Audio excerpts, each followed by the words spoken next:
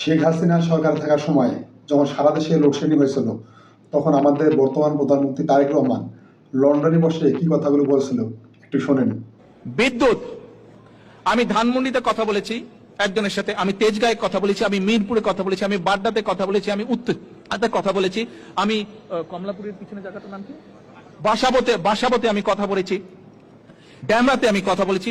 যতগুলো জায়গায় কথা বলেছি প্রত্যেকটি জায়গা থেকে আমি শুনেছি প্রতিদিন লোডশেডিং হয়, প্রতিদিন 1.5-2 ঘন্টা করে কারেন্ট থাকে না। ঢাকায় যদি এই অবস্থা হয়, ঢাকার বাইরে কি অবস্থা সেটি আপনারা আন্দাজ করতে পারেন। ঢাকার বাইরে থেকে যেই কয়টি খবর আমি নিয়েছি প্রত্যেকটি জেলা থেকে আমাকে বলেছে এখন যখন সারা দেশে বিদ্যুৎ নাই, গ্রামেগঞ্জে তো বিদ্যুৎ থাকে না, শহরেও একই অবস্থা করা হইতেছে, তখন এখন যখন সাধারণ মানুষ আপনাদেরকে এইভাবে বলতেছে, এখন আপনাদের জলে কেন রে বাবা?